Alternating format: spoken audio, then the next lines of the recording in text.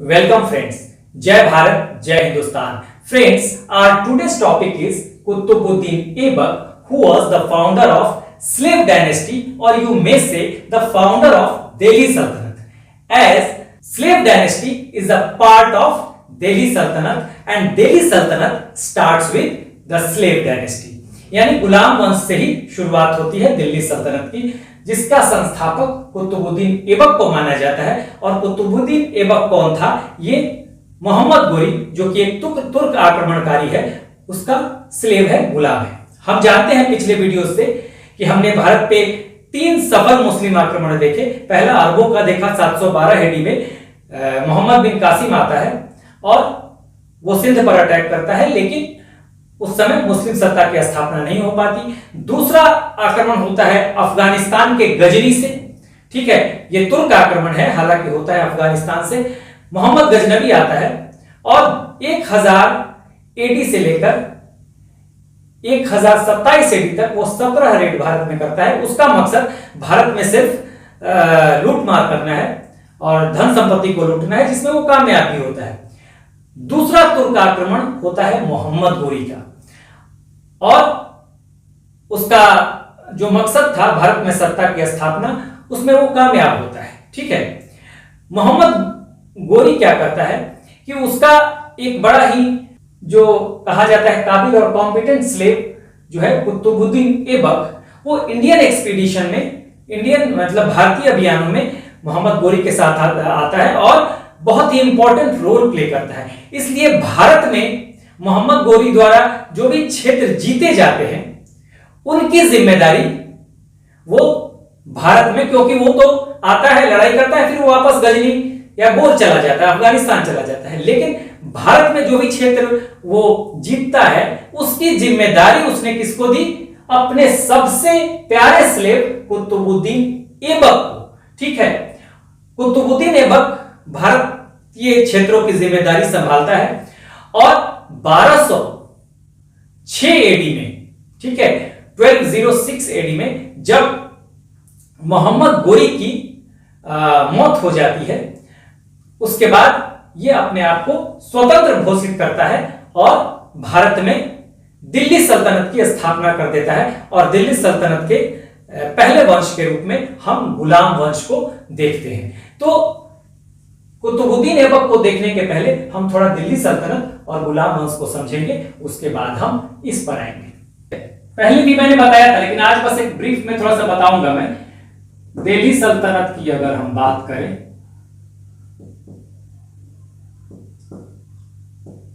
दिल्ली सल्तनत, तो दिल्ली सल्तनत में पहला वंश अगर हम देखें तो ये गुलाम वंश होगा, गुलाम वंश या स्लेव डायनेस्टी आप कह सकते हैं। गुलाम वंश के बाद आप आएंगे तो गुलाम वंश के बाद दूसरा डायनेस्टी खलजी या खिलजी आप कह सकते हैं। तीसरा डायनेस्टी अगर देखें तो तुगलक डायनेस्टी, पहले भी मैं बता चुका हूं। अगर तुगलक के बाद आप चौथा देखें तो दिल्ली सल्तनत में चौथा आएगा सैयद डायनेस्टी, और सैयद डायनेस्टी के बाद अंतिम जो डायनेस्टी आएगा लोदी डायनेस्टी। और यहीं पे अंतिम लोदी शासक इब्राहिम लोदी को हराकर बाबर जो है वो 1526 में पानीपत की पहली लड़ाई होगी बाबर और इब्राहिम लोदी के बीच में। लोदी डायनेस्टी का अंतिम शासक इब्राहिम लोदी, और इब्राहिम लोदी हारेगा और बाद में मुगल सत्ता की स्थापना यहीं पे हो जाएगी 1526 में, ठीक है।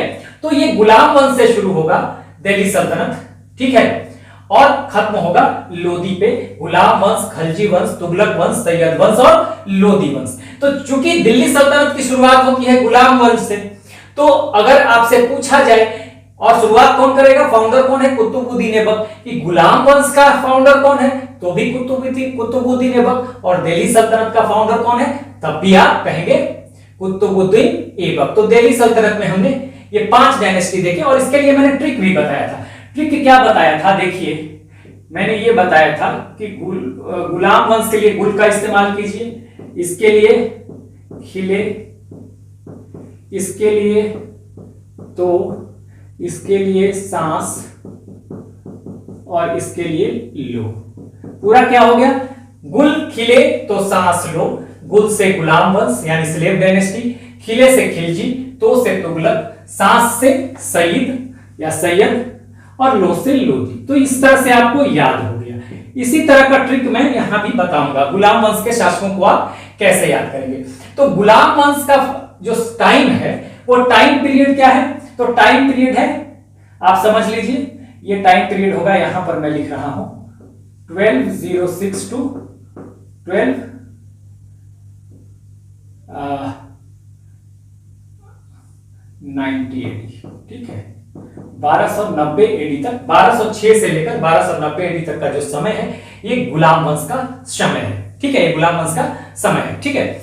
अब यहां पर देखिए ये गुलाम वंश या स्लेव डायनेस्टी में कौन कौन से शासक आते हैं, तो फाउंडर यही है कुतुबुद्दीन ऐबक। तो पहला हम लिख देते हैं, कौन कौन है भाई, पहला देखिए यहां पे से मैं शुरू करता हूं, कुतुबुद्दीन ऐबक, जान लीजिए इसको, इसी के बारे में आज हम पढ़ेंगे। उसके बाद आराम शाह, बस एक क्रोनोलॉजी याद रखिए, कभी कभी क्या होता है कि इस क्रोनोलॉजी में के हिसाब से भी ऑब्जेक्टिव बना देता है कि आप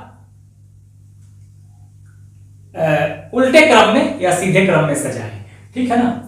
आराम शाह, फिर इल्तुतमिश,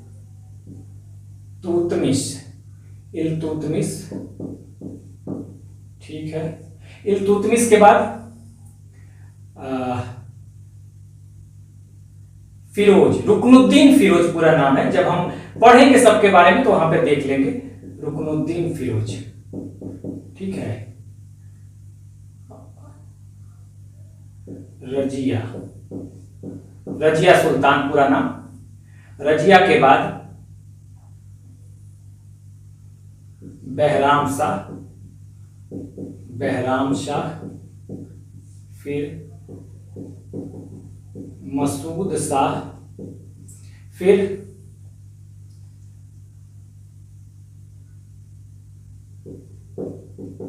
नसीरुद्दीन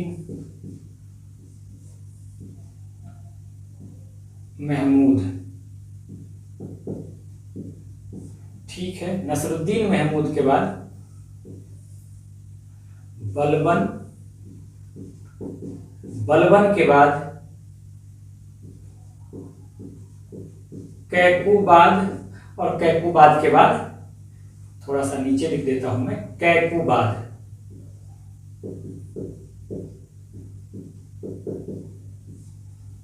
और यहां पे आप देखेंगे क्यूमर,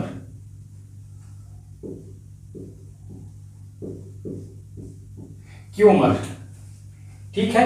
तो मेरे ख्याल से देखिए कुतुबुद्दीन ऐबक, आराम शाह, इल्तुतमिश, रुकनुद्दीन फिरोज, रजिया, बहराम शाह, मसूद शाह, नसरुद्दीन महमूद, बलबन, कैकुबाद, क्यूमर, ठीक है। ये सबसे पहले आपको समझना है कि गुलाम वंश में ये शासक हैं, और 1 2 3 4 5 6 7 8 9 10 और 11 इतने शासक हुए, ठीक है। तो कम से कम आपको क्रोनोलॉजी याद रहे, क्योंकि एग्जामिनेशन में सवाल बना देगा, कभी उल्टे ऑर्डर में कभी सीधे ऑर्डर में पूछ देगा, तो आपका कम से कम ये पता रहना चाहिए कि किस ऑर्डर में है, ठीक है। लेकिन इसमें पढ़ना सबको नहीं है, पढ़ना मैंने पिछले वीडियो में बताया था, एक कुतुबुद्दीन ऐबक को पढ़ना है, बहुत ज्यादा इंपॉर्टेंट है। उसके बाद मैं यहां पर लिख देता हूं, एक तो कुतुबुद्दीन ऐबक को पढ़ना है, जहां जहां मैं लगाऊंगा, इल्तुतमिश को डिटेल में पढ़ना है, थोड़ा रजिया को पढ़ना है, उसके बाद 2-4 लाइन पढ़ना है नसरुद्दीन मोहम्मद को, और बलबन। मेन 3 है, देखिए अगर देखा जाए इसमें भी तो इनके बारे में जो मेन 3 है वो देखिए, कुतुबुद्दीन ऐबक को पढ़ना है, इल्तुतमिश को पढ़ना है, और बलबन को पढ़ना है डिटेल में, ठीक है। बाकी और सबके बारे में 1-1 2-2 लाइन जानकारी हम लेंगे, लेकिन कुतुबुद्दीन ऐबक, इल्तुतमिश और बलबन। और मैंने ये भी बताया था कि कई इतिहासकारों ने इस वंश को भी 3 वंश में बांट दिया है, ठीक है। ऐबक के वंश को कहा गया, मैं अभी लिख दूंगा, ठीक है, ऐबक के वंश को कहा गया कुतुबी वंश, इल्तुतमिश के वंश को कहा गया शमसी वंश, और बलबन के वंश को कहा गया बलबनी। तो इन्होंने गुलाम वंश को भी कई इतिहासकारों ने 3 पार्ट में बांट दिया है, 3 वंशों में बांट दिया है, ऐसे सारे गुलाम वंश में ही है, ठीक है। मैं लिख दूंगा अभी। अब थोड़ा ट्रिक ये समझ लीजिए, ऐबक को तो हम पढ़ेंगे ही, देखिए कुतुबुद्दीन, मैं क्या लिख रहा हूं, अब, आज, इस बार, फिर राजस्थान, बिहार में नसीरुद्दीन,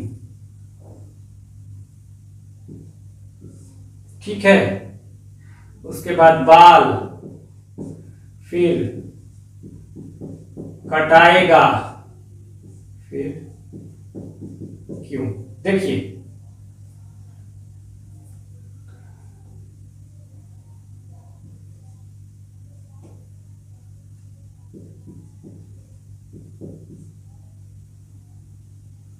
क्यों,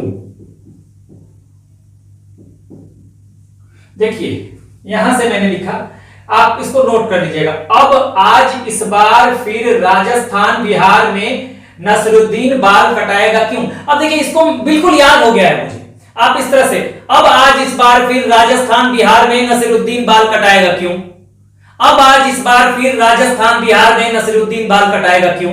अब इस सबसे आपको नाम याद रहेगा, ऑर्डर भी। अब से ऐबक, आज से आराम शाह, इस बार से इल्तुतमिश, फिर से फिरोज, नाम जोड़ लीजिएगा रुकनुद्दीन फिरोज, ठीक है।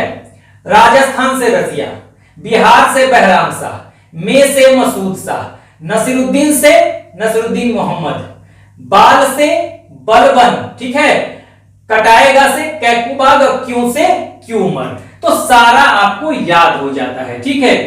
ये ट्रिक मैंने इसीलिए बता दिया कि आपको बहुत सहूलियत होगी इससे याद करने में, ठीक है।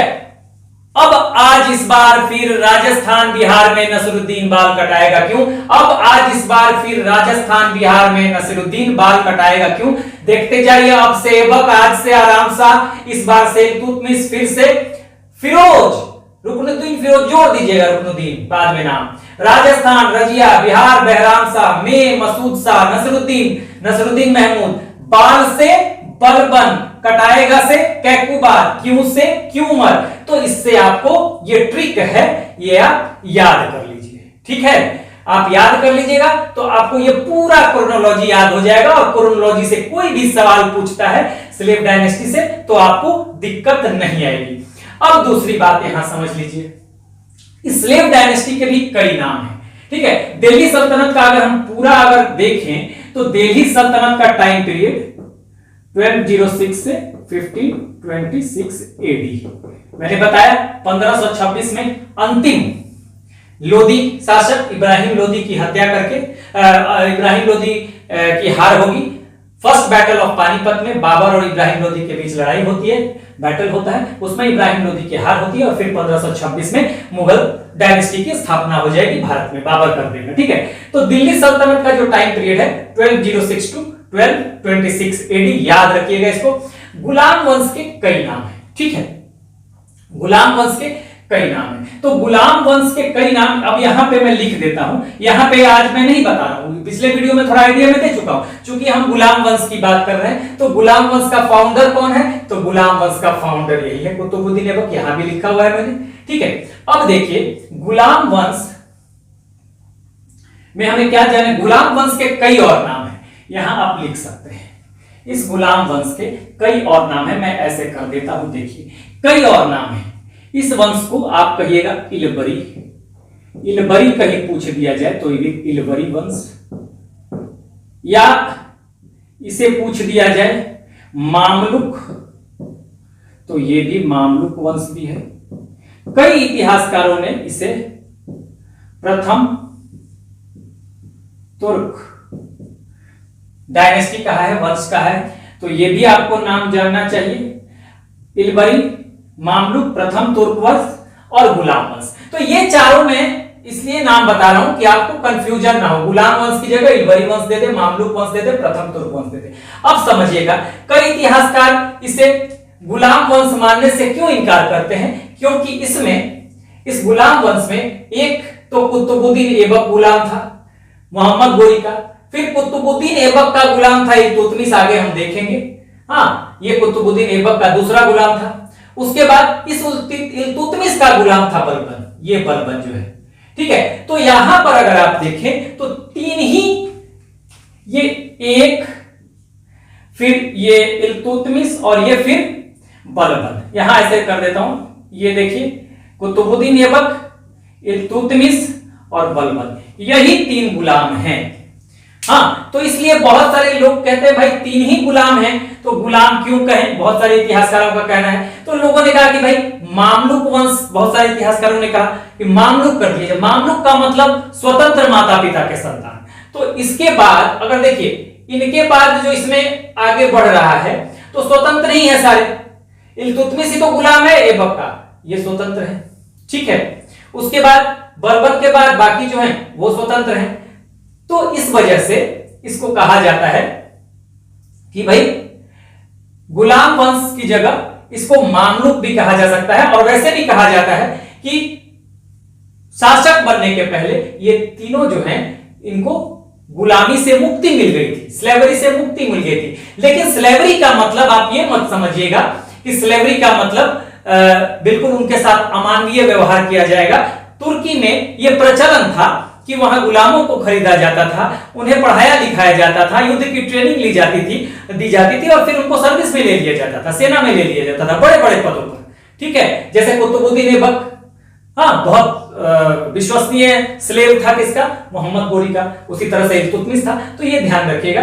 तो बहुत सारे इतिहासकारों का कहना है कि भाई मामलुक कह दिया जाए, ठीक है। बहुत सारे इतिहासकारों का यह भी कहना है कि इल्बरी वंश कहा जा सकता है। क्यों?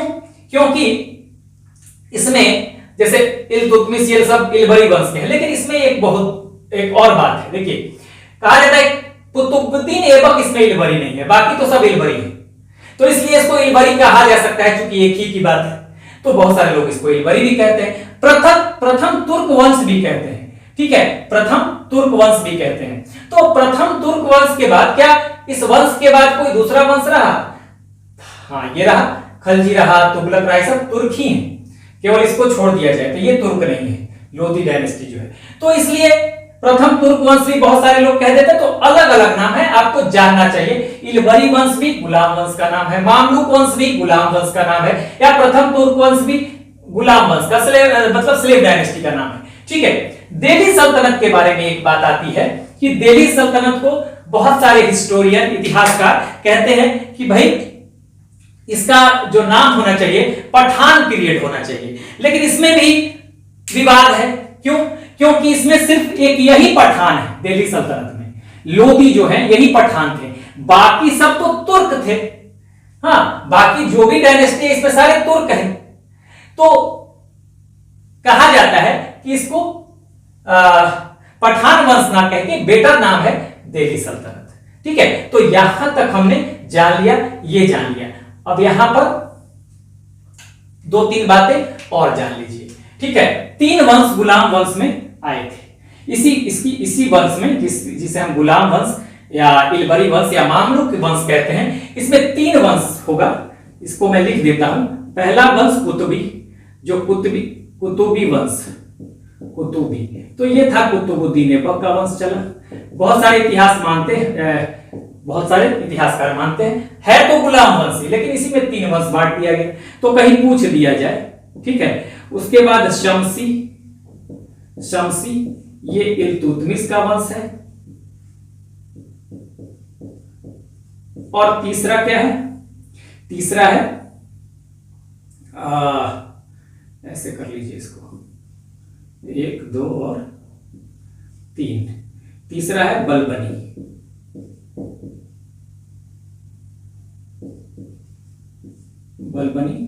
यानी कि बलबन ये वंश है, कुतुबी वंश, शमसी वंश, बलबनी वंश, ये बलबन का है।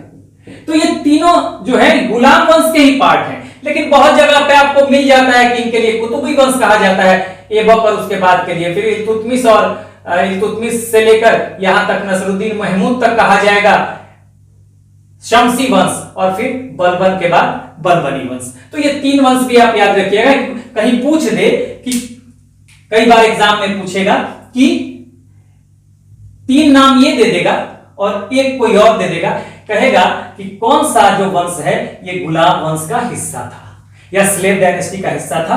हाँ, तो आपको कौन सा जो था 3 नाम ये दे देगा और एक कोई और दे देगा, पूछेगा कौन सा नहीं था, तो वो आपका आंसर हो जाएगा। या 3 कोई और नाम दे देगा और एक इसमें से दे देगा और पूछेगा कि भाई कौन सा इसमें से जो ऑप्शन है वो बताता है कि ये गुलाम वंश का, कौन सा जो ऑप्शन है वो गुलाम वंश का हिस्सा है, जिसे जो that is a part of slave dynasty.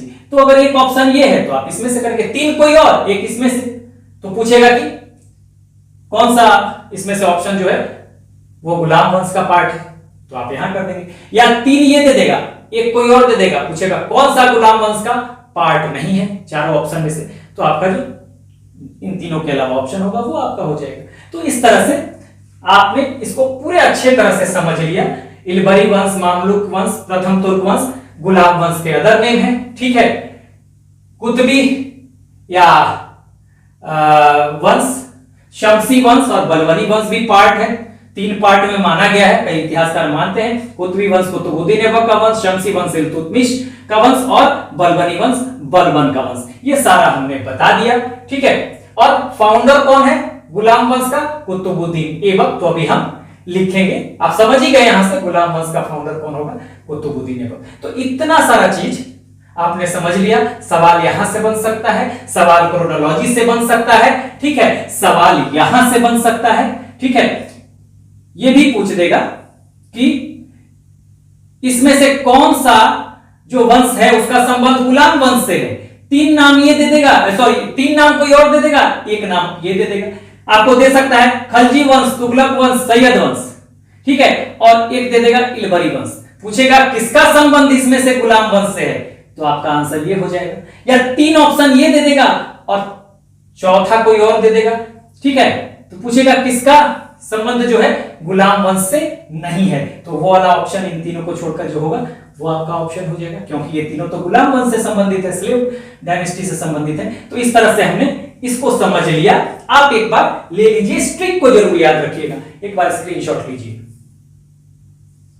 चलिए अब हम आगे बढ़ेंगे और फिर कुतुबुद्दीन ऐबक के बारे में जानने की कोशिश करेंगे। Let's move on and now we will talk about Qutubuddin Aibak.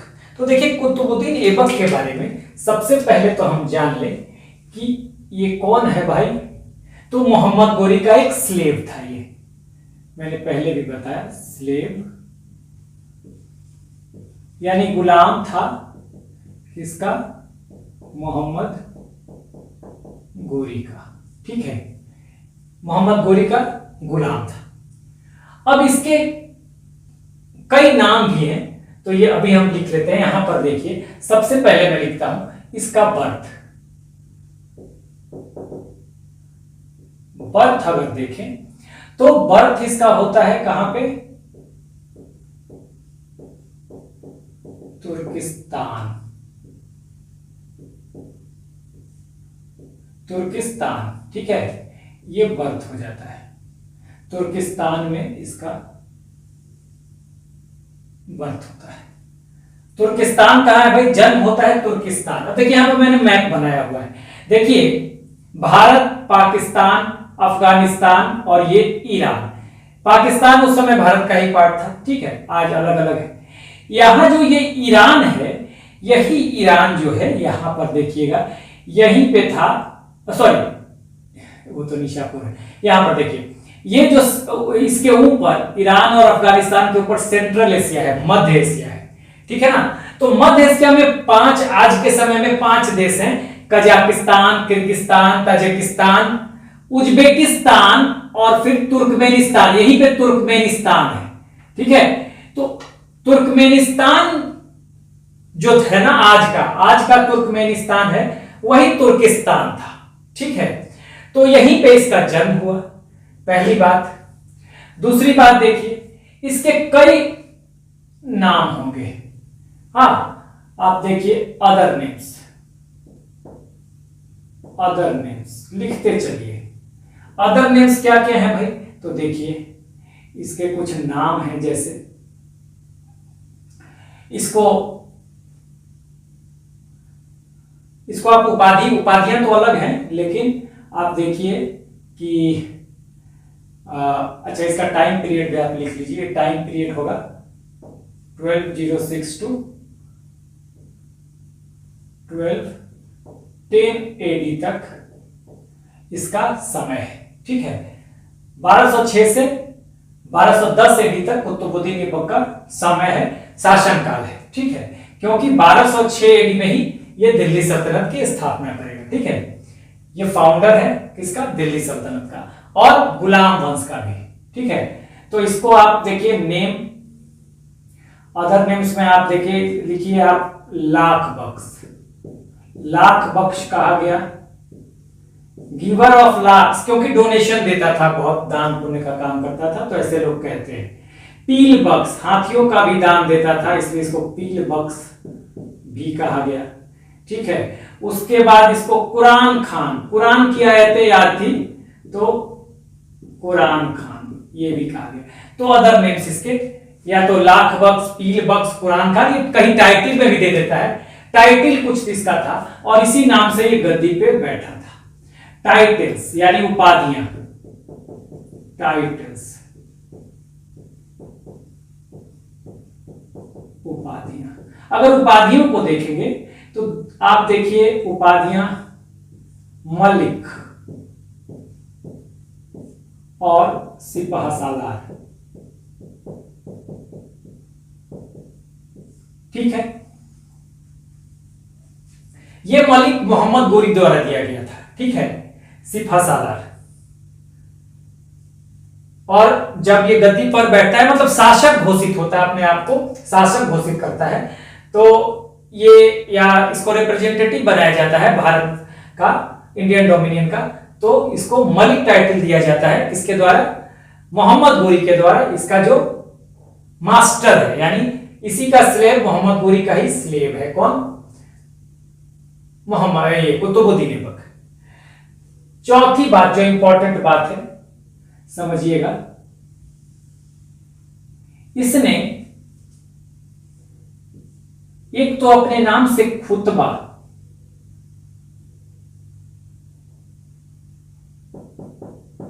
खुतबा नहीं पढ़वाया और अपने नाम से कॉइन्स इशू नहीं करवाया। ठीक है, देखिए, तो इसीलिए ये इसको सुल्तान भी नहीं माना जाता, सुल्तान नहीं माना जाता, इसको मोहम्मद गोरी का रिप्रेजेंटेटिव माना गया भारत में। ठीक है, इसका रीजन क्या था, देखिए खुतबा क्या होता है समझ लीजिए। खुतबा में मतलब इस्लाम में एक परंपरा है, खुतबा पढ़ने का मतलब उस समय जो था, परंपरा यह है कि देखिए खुदा की स्तुति की जाएगी विशेष अवसरों पर, और उसमें मोहम्मद साहब की प्रशंसा भी की जाएगी। और उस समय मध्यकालीन पीरियड में यानी मेडिवल पीरियड में ये परंपरा थी कि उस समय बादशाह का भी नाम, सुल्तानों का भी नाम खुतबे में, तत्कालीन जो सुल्तान होगा, बादशाह होगा, उसका नाम लिया जाएगा। तो यानी खुतबा पढ़वाने का मतलब है किसी सुल्तान के नाम से, या कोई जो भी सुल्तान बनता था, शासक बनता था, वो अपने नाम से खुतबा पढ़वाता था।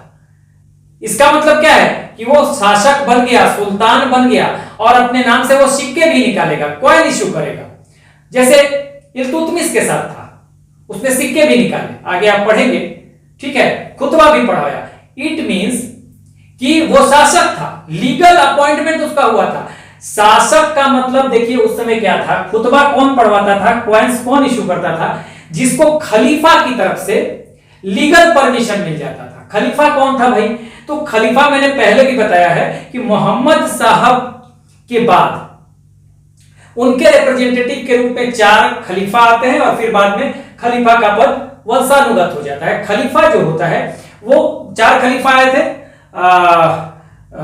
वो थे अबू बकर, उमर, उस्मान, अली, मोहम्मद साहब के बाद। चूंकि वो उनके काफी करीबी थे तो आपस में सहमति से 4 खलीफा आ गए, और बाद में अली के बाद, चौथे खलीफे के बाद जो खलीफा का पद था वंशानुगत हो गया। और खलीफा क्या होता है, पूरे मुस्लिम साम्राज्य का जो होता है वो माना जाता है कि वो पॉलिटिकल और लीगल हेड है।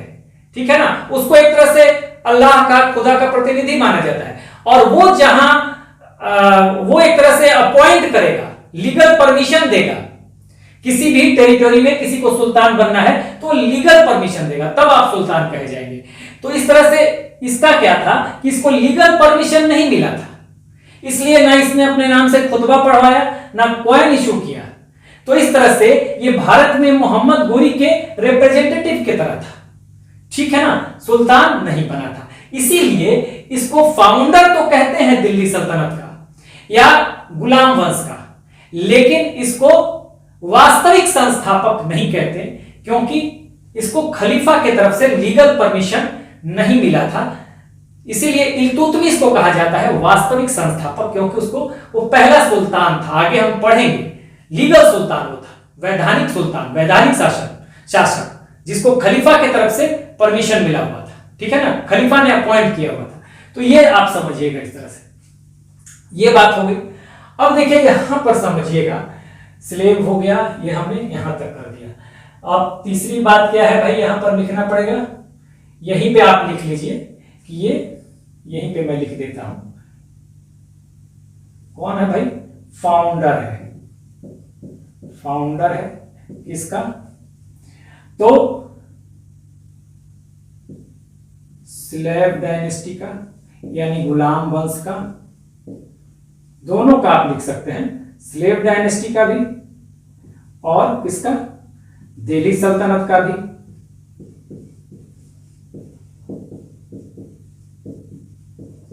दिल्ली सल्तनत का भी क्यों, क्योंकि दिल्ली सल्तनत का ही हिसाब भी मैंने बता दिया। दिल्ली सल्तनत में 5 वंश, गुलाम वंश यानी स्लेव डायनेस्टी, आपको उसके बाद खिलजी डायनेस्टी, फिर तुगलक डायनेस्टी, फिर सैयद डायनेस्टी, फिर लोधी डायनेस्टी। तो पहला वंश दिल्ली सल्तनत का ये जो है दिल्ली सल्तनत का फर्स्ट डायनेस्टी है, फर्स्ट डायनेस्टी।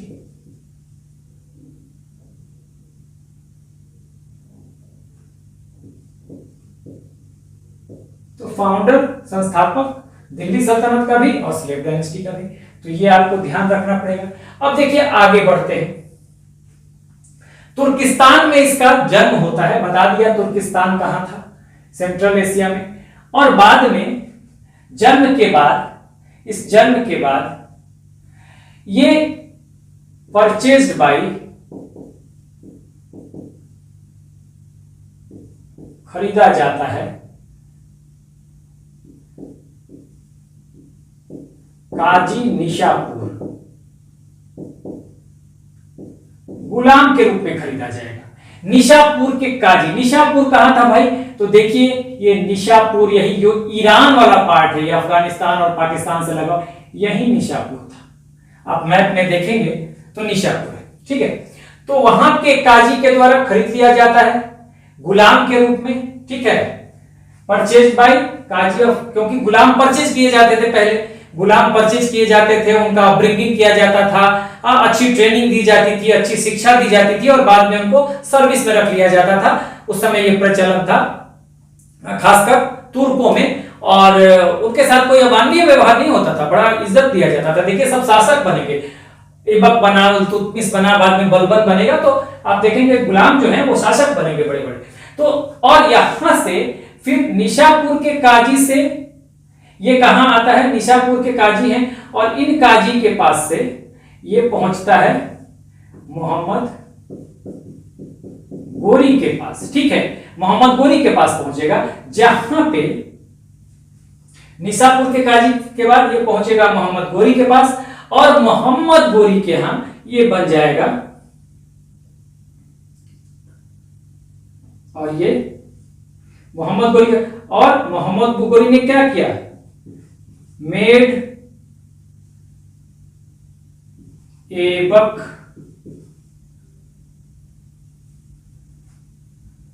क्या बनाया, ऐबक को मास्टर ऑफ स्टबल्स, मतलब स्तबल का प्रधान बनाया। स्तबल का प्रधान यानी अश्वशाला का प्रधान, इसको आप कह सकते हैं, अश्वशाला का प्रधान, ठीक है, अश्वशाला का प्रधान, जिसको कहा गया क्या, ये पद कौन सा था, लिखिएगा, अमीर ए अखूर,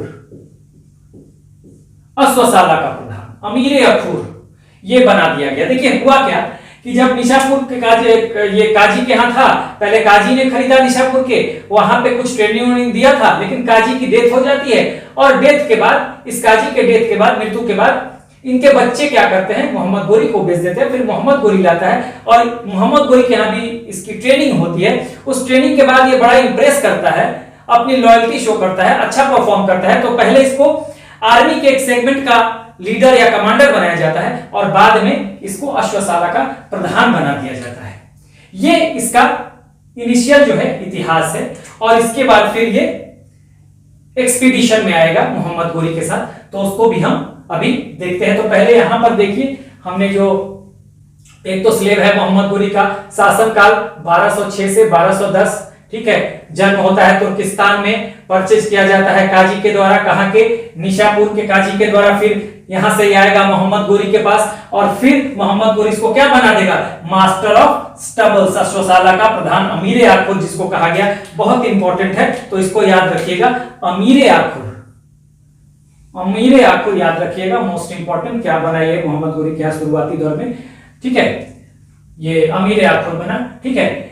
इसके कई नाम है, लाख बख्श, पील बख्श, पुरान खान। यहां से सवाल बनेगा कि दूसरे नाम या उपनाम क्या है, या उपाधियों में कई बार दे देता है। मेन उपाधियां मलिक और सिफासालात, ये दिया था मोहम्मद गोरी ने ही। इसने खुतबा नहीं पढ़वाया, अपने नाम से कोई इशू नहीं किया। इसका मतलब सीधा है कि ये लीगल सुल्तान नहीं था, इसलिए इसे फाउंडर तो कहा जाता है गुलाम वंश का या दिल्ली सल्तनत का, लेकिन वास्तविक संस्थापक कौन होगा, इल्तुतमिश होगा। ये फाउंडर है स्लेव डायनेस्टी का भी और दिल्ली सल्तनत का भी। तो यहां से आपके जो भी सवाल बनेंगे ये सब बड़े इंपॉर्टेंट है, मोस्ट इंपॉर्टेंट, ठीक है, मोस्ट इंपॉर्टेंट। यहां पे मैं ग्रीन से लिख देता हूं, ठीक है, मोस्ट इंपॉर्टेंट, ठीक है। उसके बाद ये भी मोस्ट इंपॉर्टेंट है, मोस्ट इंपॉर्टेंट। तो यहां से आपको जो भी सवाल बनेंगे मैंने बता दिया। अब आगे हम बढ़ेंगे और फिर कुछ और पोर्शन को देखते हैं। आप एक बार लीजिए स्क्रीनशॉट। चलिए अब हम आगे बढ़ेंगे और इसके एक्सपीडिशंस को देखेंगे, ठीक है, और इसके कुछ स्थापत्य कला को देखेंगे, इसके मैट्रिमोनियल अलायंसेस को देखेंगे, तो वो सब हम देख लेते हैं। Let's move on to the other points. And देखिए एक चीज छूट गया था, इसने अपना जो कैपिटल बनाया, राजधानी, कैपिटल इसने बनाया ये लाहौर। ये लाहौर क्यों बनाता है इसके बारे में मैं बता देता हूं। देखिए आप इतना तो जानते हैं कि 1206 में जब ये दिल्ली सल्तनत की स्थापना करता है, तो कब करता है, मोहम्मद गोरी के डेथ के बाद, ठीक है, मोहम्मद गोरी की मृत्यु के बाद। ये लाहौर क्यों ले जाएगा, देखिए इधर ख्वारिज्मी अंपायर था, मोहम्मद गोरी की 1205 में इधर ख्वारिज्मी अंपायर से बैटल होती है मोहम्मद गोरी की, जिसमें कि मोहम्मद गोरी हार जाता है, ठीक है ना, हार जाता है। और 1206 में मोहम्मद गोरी की तो डेथ भी हो जाएगी, ठीक है।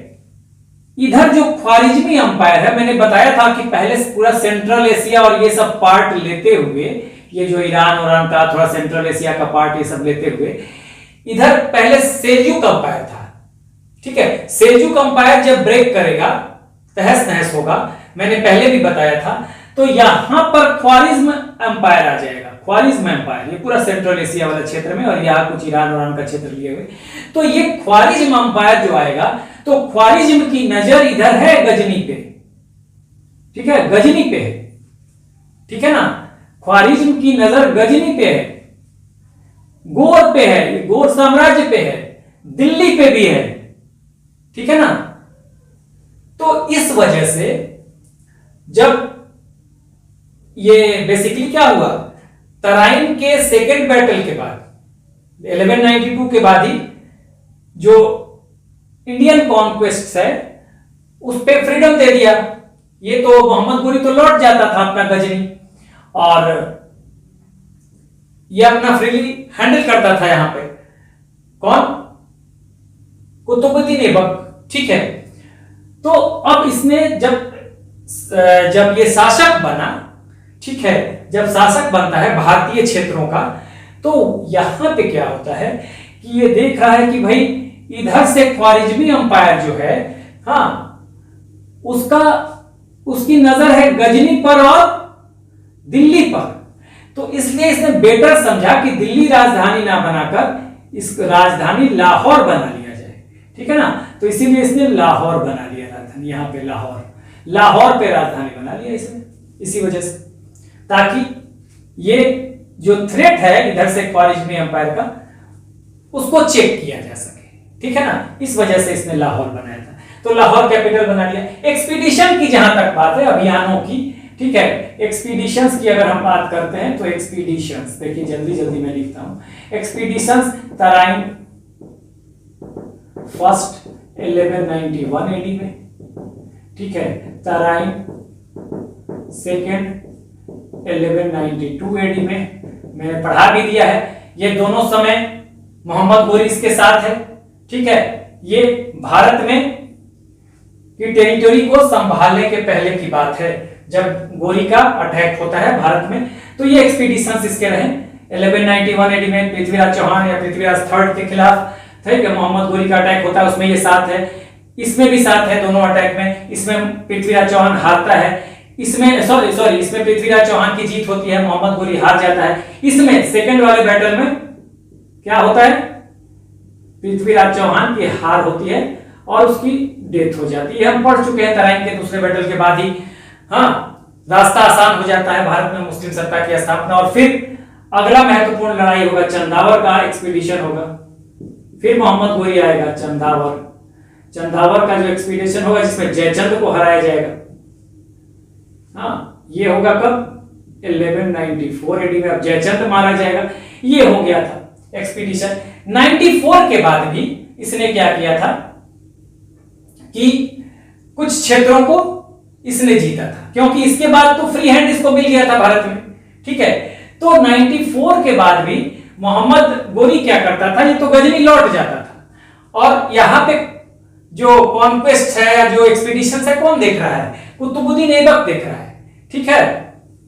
तो हुआ क्या कि इसने गंगा यमुना दोअब वाला पूरा क्षेत्र इसने अपने कंट्रोल में कर लिया था। तो उसमें देखिए इसके साथ चुनौतियां थी कि जो क्षेत्र जीता गया है पहले उसको भी बचाया जाए। एक्सपेंशन इसने नहीं किया है इन 4 सालों में, 6 से 10 तक में, यानी मोहम्मद गोरी के डेथ के बाद, क्योंकि समय भी कम रहा और इसने ये सोचा कि उन क्षेत्रों को बचा के रखा जाए जो इनके पास पहले से था, और बीच बीच में रिवोल्ट भी होते रहे, तो उनको भी रिवोल्ट हुआ तो उनको भी फिर दोबारा जीतना है, ठीक है।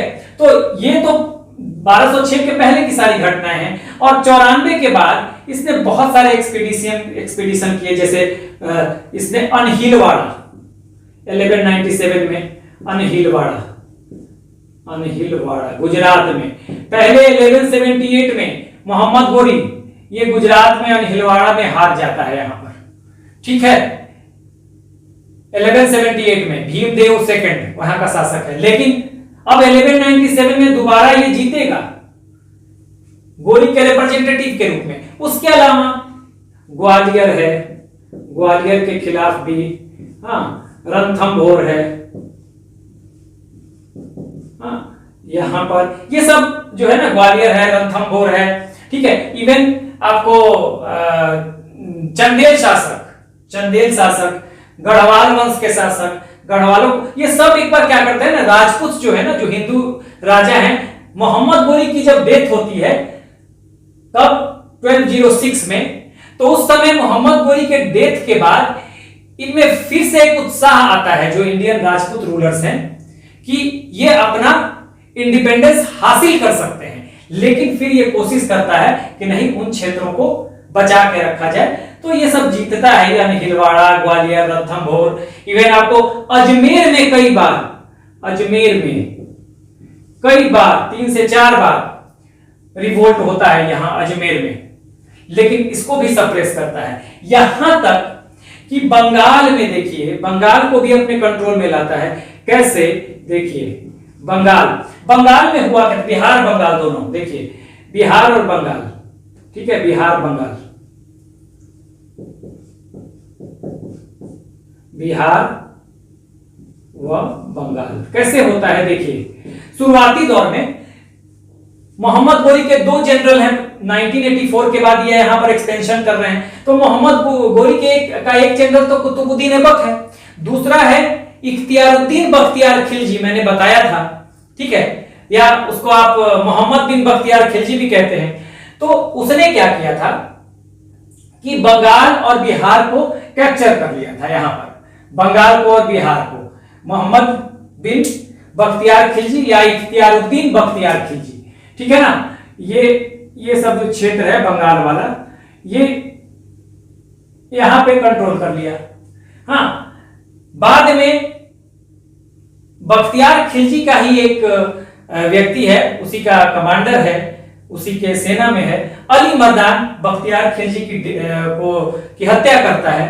और उसके बाद वो कोशिश करता है कि बंगाल को अपने कंट्रोल में ले ले, लेकिन फिर क्या होता है, और अब रूलर बन जाए बंगाल का, ठीक है। तो ये होता क्या है कि बख्तियार खिलजी की जगह पे ये बंगाल को जीतता है बख्तियार खिलजी, बाद में अली मर्दान जो है उसको मार देता है, ठीक है। अली मर्दान जब इसको मार देगा, हत्या कर देगा, किसका, बख्तियार खिलजी का। मैंने बताया था कि बख्तियार खिलजी ने किसको हराया था, लक्ष्मण सेन को हराया था, जो पहले एक यहां पर पाल शासक थे और पालों के बाद एक सेन शासक थे, लक्ष्मण सेन, दोनों को हराया था, पाल शासक को भी और लक्ष्मण सेन को भी। तो अली मर्दान बख्तियार खिलजी की हत्या करता है। उस हत्या के बाद, उस मर्डर के बाद अपने आप को बंगाल का इंडिपेंडेंट रूलर घोषित करता है। लेकिन वहां जो खलजी तुर्क्स हैं वो क्या करते हैं, मोहम्मद या महमूद शेरा नाम है, उसको बना देते हैं, उसको रिप्लेस कर देते हैं, अली मर्दान की जगह उसको बना देते हैं और अली मर्दान को कैद कर देते हैं। हाँ, लेकिन अली मर्दान कैसे भी उस कैद से निकलता है और फिर क्या करता है, रिक्वेस्ट करता है किससे, कुतुबुद्दीन ऐबक से, कि भाई आप जो है मेरी मदद करें। तो फिर कुतुबुद्दीन ऐबक क्या करता है, अली मर्दान को रीइंस्टेट करेगा बंगाल में, ठीक है, अली मर्दान को हेल्प करता है और इसको बंगाल का गवर्नर बनाता है। और अली मर्दान इसकी अधीनता स्वीकार करके ये कहता है कि हाँ भाई, अब हम आपको सालाना जो टैक्स है, रेवेन्यू है बंगाल और बिहार से, वो हम भेजेंगे। तो इस तरह से बिहार और बंगाल को भी कुतुबुद्दीन ऐबक जो है वो धीरे धीरे अपने कंट्रोल में ले लेता है। तो पहले मोहम्मद गोरी के पहले भी, डेथ के पहले भी उसके एक्सपीडिशन में साथ है, और डेथ के बाद भी जब वो सत्ता में आता है, डेथ के बाद ये तो अनहिलवाड़ा ग्वालियर ये सब तो पहले ही जीतता है, ठीक है, डेथ के बाद भी कुछ क्षेत्रों को वो अपने कंट्रोल में करता है। तो ये सब एक्सपीडिशन था, अभियान था, ठीक है। तो ये आप समझ लीजिए। उसके बाद देखिए, आप एक बात समझिएगा कि अपनी स्थिति मजबूत करने के लिए, देखिए हुआ क्या था कि मोहम्मद गोरी के 3 स्लेव थे, ठीक है, मोहम्मद गोरी के 3 स्लेव, समझिएगा। यलदौज, ताजुद्दीन यलदौज, पहले मैं बता चुका हूं, यलदौज, ठीक है, मैं हिंदी में ही लिख देता हूं, ताजुद्दीन यलदौज, यलदौज, ताजुद्दीन यलदौज। उसके बाद नसरुद्दीन कबाचा, मैं सिर्फ कबाचा लिख रहा हूं, नसरुद्दीन कबाचा, नसीरुद्दीन कबाचा, ताजुद्दीन यलदौज और कौन है, कुतुबुद्दीन ऐबक, ठीक है। ये 3 स्लेव हैं किसके, मोहम्मद गोरी के। सबसे ज्यादा किसको मानता है मोहम्मद गोरी, कुतुबुद्दीन ऐबक को, सबसे ज्यादा काबिल भी है। इसलिए इसको क्या मिलता है, देखिए ये पूरा क्षेत्र, गंगा यमुना दोयब के पूरे क्षेत्र को तो जीतता ही है, तो पूरा इंडियन डोमिनियन जो है वो यहां तक का ये जो क्षेत्र है ये पूरा मिलता है किसे, ऐबक को, ठीक है। कबाचा को मिलता है मुल्तान और सिंध, ठीक है, और यलदौज को मिलता है गजनी, इसकी मौत के बाद, मोहम्मद गोरी के मौत के बाद। तो स्थिति क्या है, यलदौज को मिल रहा है गजनी, देखिए इसको क्या मिल रहा है, इसको मिल रहा है गजनी, इसको मिल रहा है सिंध और मुल्तान, ठीक है। इसको सिंध और मुल्तान मिल रहा है। मुझे लगता है कि शायद कहीं प्रॉब्लम ना हो जाए, दिखाई ना दे आप लोगों को। देखिए समझ लीजिए इसको, यलदौज को मिलेगा गजनी, ठीक है। कबाचा को मिलता है सिंध, मुल्तान, और इसके अलावा जो इंडियन डोमिनियन है, भारतीय क्षेत्र मिलता है किसे? कुतुबुद्दीन ऐबक को। तो अपने स्लेव्स में सबसे ज्यादा महत्वपूर्ण पार्ट कुतुबुद्दीन ऐबक को इसने दिया था। लेकिन अब देखिए सबसे ज्यादा मानता था, सबसे महत्वपूर्ण पार्ट दिया, तो ये ऑब्वियस है कि इन दोनों से इसकी बनेगी नहीं। हाँ, ये दोनों नहीं चाहते कि इतने बड़े क्षेत्र को का शासक बने कुतुबुद्दीन ऐबक। तो इसलिए अपनी स्थिति को मजबूत करने के लिए इसने मैरिज अलायंस भी किया कुतुबुद्दीन ऐबक ने। इसको आप एक बार ले लीजिए स्क्रीनशॉट, ठीक है, क्योंकि इसको मैं मिटाऊंगा, ठीक है। क्या किया? मैरिज अलायंस, देखिए यहां पर मैं लिख रहा हूं। अब इसने मैरिज अलायंस किया, कैसे? देखिएगा यहां पर, ये मैं मिटा देता हूं।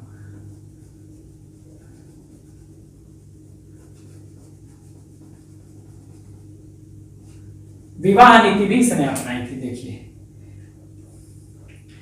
ये थोड़ा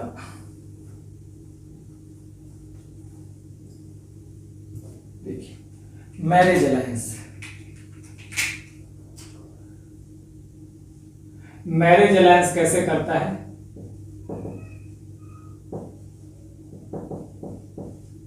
देखिए ऐबक जो है, हिंदी में ही लिखता हूं मैं, ऐबक, कुतुबुद्दीन ऐबक जो है, ये क्या करेगा? अपनी शादी करेगा किससे? ये करेगा पुत्री यलदौज। यलदौज अभी बताया मैंने, ताजुद्दीन यलदौज जिसको मिला है गजनी। तो यलदौज से ऐबक खुद शादी कर लेगा यलदौज की बेटी से, ठीक है। ये बेटी है यलदौज की। उसके बाद देखिए सेकंड, ये अपनी बहन की शादी करेगा, बहन ऐबक। ऐबक की बहन की शादी होगी किससे? कबाचा, यानी कि नसरुद्दीन कबाचा से। और नसरुद्दीन कबाचा, ये मैरिज का साइन है, ध्यान दीजिएगा। यहां प्लस कर दीजिए, यहां माइनस कर दीजिए, मेल फीमेल हो जाएगा, यहां माइनस यहां प्लस। अपनी बहन की शादी करता है कबाचा से। कबाचा जिसको मिला हुआ है सिंध और मुल्तान वाला क्षेत्र, ठीक है। तो इससे शादी कर देगा। उसके बाद इसने इल्तुतमिश से, आगे जो इसका स्लेव है ना, तो उससे अपनी बेटी की शादी करेगा, यानी कि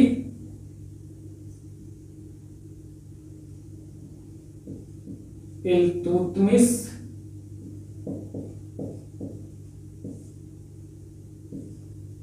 व ऐबक की पुत्री की शादी का विवाह। यहां मैंने ऐसे लिख दिया, इल्तुतमिश व ऐबक की पुत्री का विवाह। तो 3 मैरिजेज ये करता है अपने को सेफ करने के लिए। तो मैरिज अलायंस भी इसकी एक पॉलिसी में शामिल था। ऐबक खुद अपनी बेटी की शादी कर देता है यलदौज से, ताकि ये गजनी की तरफ से निश्चिंत रहे। गजनी का शासक कौन है? यलदौज है, ताजुद्दीन यलदौज। नसरुद्दीन कबाचा सिंध में और मुल्तान में है, ये क्षेत्र दिया था मोहम्मद गोरी ने इसे। तो अपनी बहन की शादी कर देता है, क्योंकि ये नहीं चाहते कि इतने बड़े डोमिनियन का, इतने बड़े टेरिटरी का ये शासक हो। और चूंकि मोहम्मद गोरी के सबसे नजदीक है, तो इस वजह से ये जो है, दोनों जो है चाहते हैं इसको डिस्टेबलाइज करना। तो इस वजह से इसने मैरिज अलायंस किया और कोशिश किया कि इनकी तरफ से निश्चिंत हो जाए। तो मैरिज पॉलिसी इसने अपने आप को स्टेबलाइज करने के लिए किया। हालांकि ज्यादा दिन तक ये जिंदा नहीं रहा, मतलब जिंदा नहीं रहा, इसकी डेथ हो जाएगी 1210 में, ठीक है। तो ये चीजें हो गई। इसके डेथ को भी आप लिख सकते हैं, 1210 में पोलो खेलते हुए इसकी डेथ हो जाती है। तो यहां पर डेथ लिख दीजिए, मैरिज अलायंस डेथ 1210 AD कहां पे? लाहौर में। लाहौर में पोलो खेलते हुए। इस पोलो का एक और नाम था चौगान, तो ये भी ध्यान रखिएगा, इसकी डेथ हो जाएगी। ठीक है, तो ये आप देख लीजिए कैपिटल लाहौर क्यों बनाया? ख्वारिज़्म शाह से अपने आप को सेव करने के लिए। ठीक है, एक्सपीडिशंस मैंने बता ही दिया, पहले आप पढ़ ही चुके हैं इन चीजों को। मैरिज अलायंस करता है किस किस के साथ? अपनी स्थिति को ठीक रखने के लिए, मजबूत करने के लिए। और ये लोग जो कि डिस्टर्ब ना करें, कौन? यलदौद जो कि गजनी में है, और कबाचा जो कि नसरुद्दीन कबाचा जो कि सिंध और मुल्तान में है, तो ये डिस्टर्ब ना करे, इसलिए इसने मैरिज अलायंस किया। और इल्तुतमिश से अपनी बेटी का भी, चूंकि उस समय क्या था, इल्तुतमिश को खरीदा था इसने, ऐबक ने, और बहुत मानता था और देखने में भी बहुत हैंडसम था। इस पे हम चर्चा करेंगे आगे। तो ऐबक ने अपनी बेटी की शादी कर दी थी, काफी काबिल था इल्तुतमिश, स्लेव था इसका लेकिन काफी काबिल था, तो इसने शादी कर लिया था। तो मैरिज अलायंस ये करके भी अपने आप को सेफ रखा इसने। ठीक है, ज्यादा एक्सपेंशन इसने नहीं किया। हाँ, कुछ स्थापत्य के काम हैं तो वो अभी हम देख लेंगे।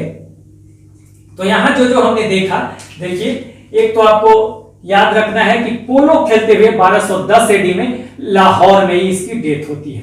कहीं पूछ दे, चौगान कहते हैं पोलो को। ठीक है, पोलो खेलते हुए, तो ये चौगान कहते हैं। मैरिज अलायंस कैपिटल कहां था पूछ ले, तो लाहौर में था। ठीक है,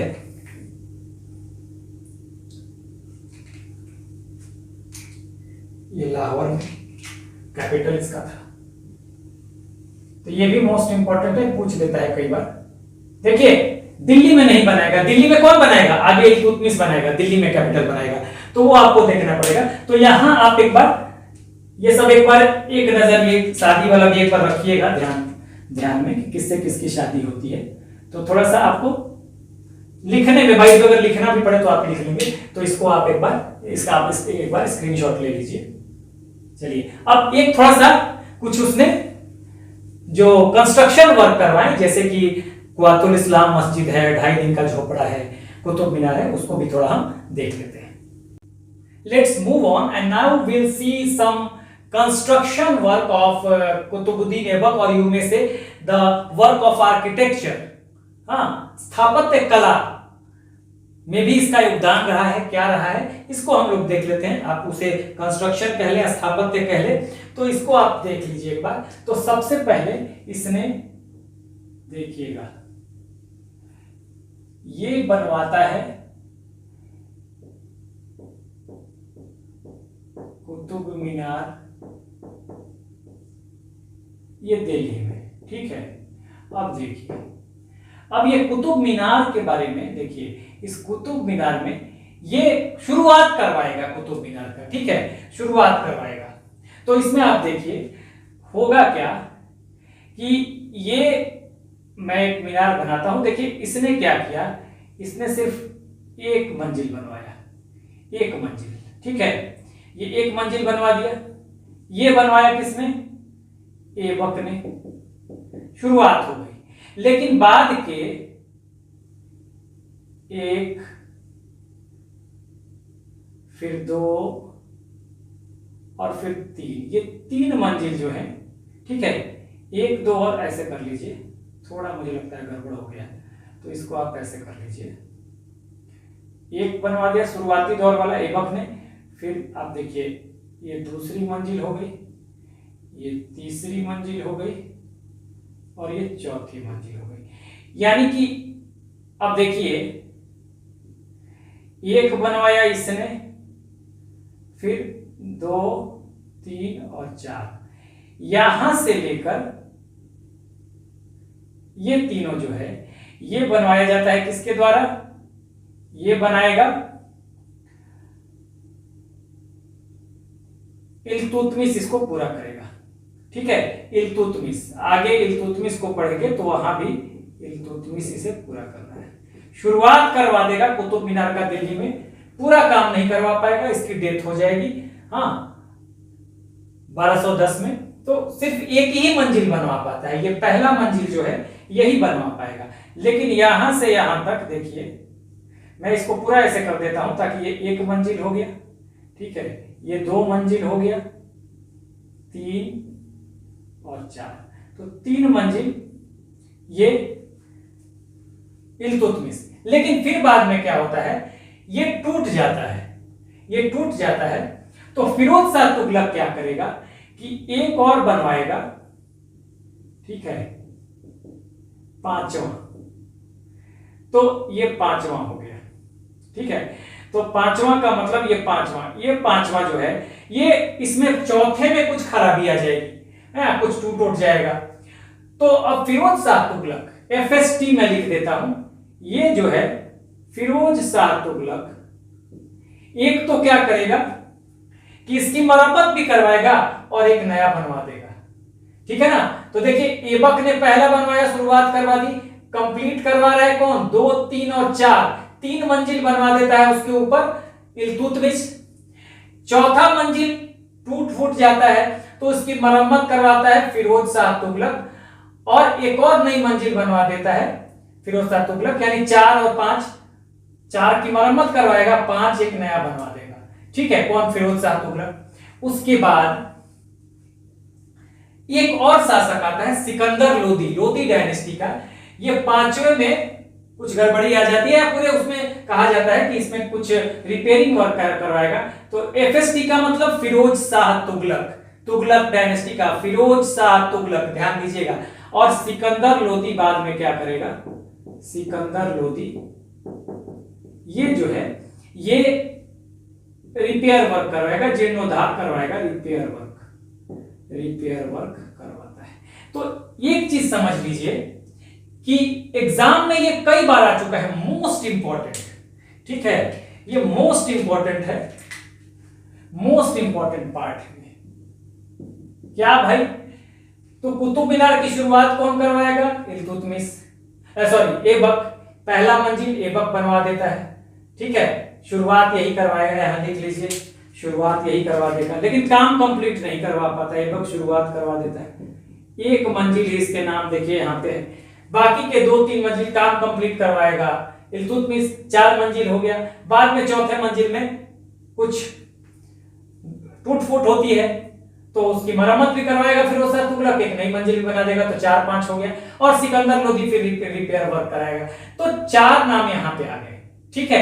तो कई बार एग्जाम में पूछ देता है कि कौन कौन से शासक 4 पेयर बना, 4 दे देगा ऑप्शन में, 1, 2, 3, 4, और किसी ऑप्शन में ये चारों नाम डाल देगा, बोलेगा कि कौन सा वो ऑप्शन है जो ये बताता है कि इन चारों शासकों का नाम जो है जुड़ा हुआ है, एसोसिएटेड है किसी ना किसी रूप में कुतुब मीनार के कंस्ट्रक्शन में। तो ये आप ध्यान दीजिएगा, ठीक है। यहां पर आप लिख लीजिएगा आर्किटेक्चरल वर्क या कुछ भी, यहां पे मैं लिख दूं, चलिए यहां पे पहले लिख देता हूं इनका कंस्ट्रक्शन, स्थापत्य या कंस्ट्रक्शन, आप आर्किटेक्चर कुछ भी लिख दीजिए, तो ये आपका बन गया, ठीक है। ये बात, और ये किसकी याद में बनाया गया था, सूफी संत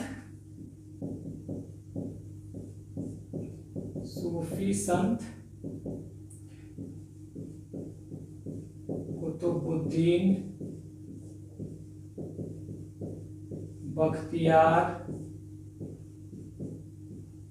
काकी के याद में, हाँ, in the memory of Sufi saint Qutubuddin Bakhtiyar Kaki याद में बनवाया था किसने, ऐबक ने। तो ये आप समझ गए। उसके बाद देखिए इसने बनाया क्या, इसी कुतुब मीनार के पास इसने बनाया कुव्वतुल इस्लाम मस्जिद, कुव्वतुल इस्लाम मॉस्क, और ये जैन मंदिर के डेब्रिस पे, अवशेषों पे बनाया गया है, जैन मंदिर के अवशेषों पर इसको बनाया गया है, on the debris of Jain temple. तो कुव्वतुल इस्लाम मस्जिद कहां पे है, दिल्ली में है, ठीक है। ये कहां पे है, कुव्वतुल इस्लाम मस्जिद जो है, ये जो कुव्वतुल इस्लाम मस्जिद देखी है, ये कहां पे है भाई, तो दिल्ली में, कुतुब मीनार के पास में। उसके बाद एक और देखिएगा, 2.5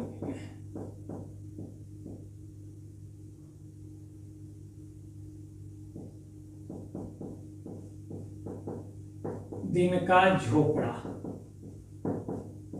ये कहां पे बनवाया? अजमेर में, राजस्थान अजमेर में। 2.5 दिन लगा था इसको बनाने में। और इसके बारे में जान लीजिए कि ये जो बना था, देखिए अजमेर में चौहान शासक जो हैं वो विग्रह राज फोर, सबसे प्रतापी और वीर चौहान शासक विग्रह राज फोर, जिन्हें बीसल देव भी कहा जाता है।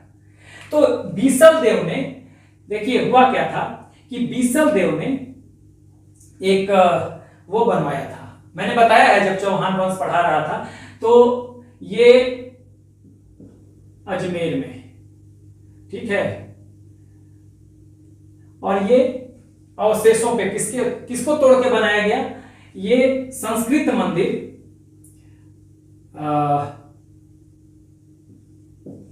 विग्रह राज चतुर्थ या 4, ठीक है, विग्रह राज 4 या चतुर्थ, जिनका नाम बीसल देव भी है,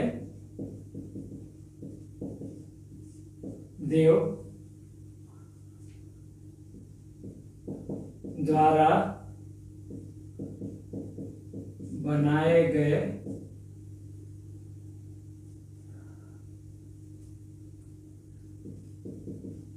सरस्वती मंदिर को तोड़कर, ठीक है। इस क्या देखिए 2.5 दिन का झोपड़ा कहा जाता है, एक मस्जिद है बनाने में 2.5 दिन लगा, अजमेर में है। और ये अजमेर में देखिए विग्रह राज 4 जो कि थे चौहान शासक, यहां लिखिए, यहां पे आप विग्रह राज 4 कौन थे भाई? तो ये चौहान शासक थे, चौहान या चाहमान, चौहान वंश के थे, ठीक है, सबसे प्रतापी और वीर शासक। बीसल देव द्वारा बनाया गया सरस्वती मंदिर, देखिए उन्होंने एक सरस्वती मंदिर बनाया, उसमें एक संस्कृत विद्यालय बनवाया, उसमें आप जाएंगे तो उसी मंदिर को तोड़ के और संस्कृत विद्यालय को तोड़ के ये 2.5 दिन का झोपड़ा बन गया। और वहां पे आप देखेंगे कि बीसल देव एक बड़े स्कॉलर थे, तो उन्होंने संस्कृत में हरिकेली नाटक भी लिखा है। तो 2.5 दिन के झोपड़े पे आप देखेंगे ये इसके दीवारों पे, जो कि दीवारें हैं, तोड़ दिया, उसी की दीवार पे बना दिया मस्जिद। तो इसकी दीवारों पे देखिए, इसके दीवार पे क्या है?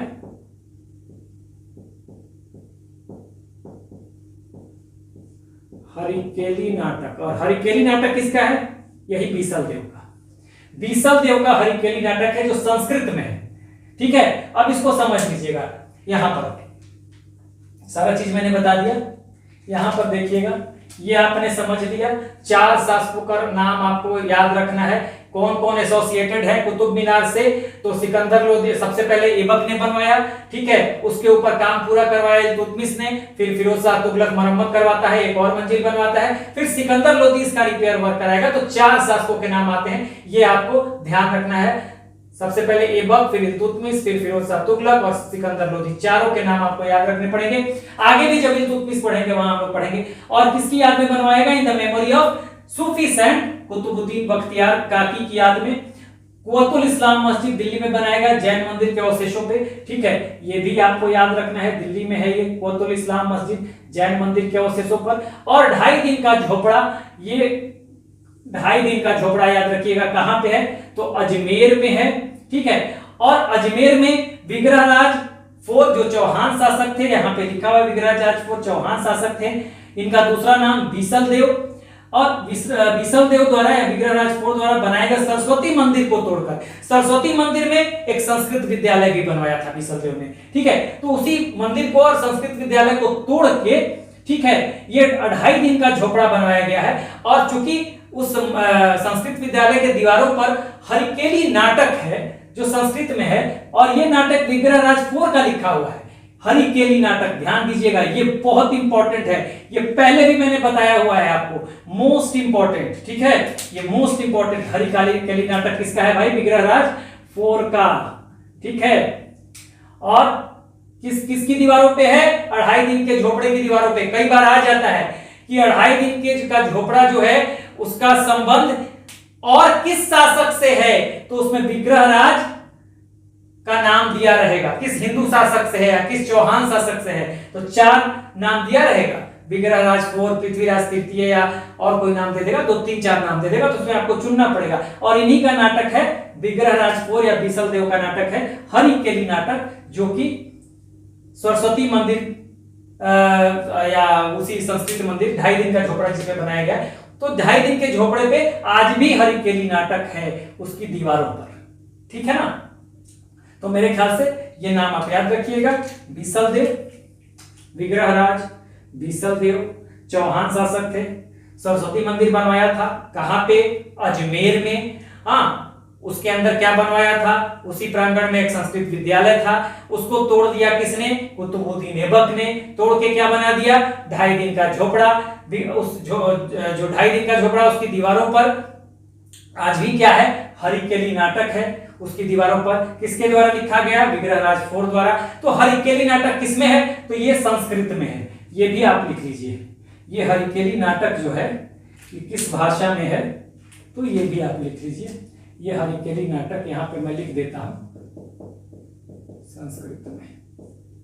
हरिकेली नाटक कहां पे है? संस्कृत में। तो ये भी पूछ देता है किस भाषा में है हरिकेली नाटक, तो ये भी एक इंपॉर्टेंट पार्ट है, मोस्ट इंपॉर्टेंट हरिकेली नाटक। तो ये आप, ठीक है, क्योंकि संस्कृत नाटक संस्कृत विद्यालय पे हरिकेली नाटक था, तो दीवार को तो रहने दिया, ऊपर की चीजों को तोड़ के गुंबद उम्बद बनवा दिया, तो 2.5 दिन का झोपड़ा ये मॉस्क बन गया, ठीक है। अब आप ले लीजिए एक स्क्रीनशॉट। तो चलिए, हमने पूरा देख लिया कुतुबुद्दीन ऐबक को, जो फाउंडर है गुलाम वंश का, और इसके डेथ के बाद 1210 में लाहौर में चौगान या पोलो खेलते समय इसकी डेथ होती है। उसके बाद नेक्स्ट शासक बनेगा आराम शाह, लेकिन काफी वो इनकॉम्पिटेंट है, अयोग्य है, तो उसकी जगह आगे आएगा कौन?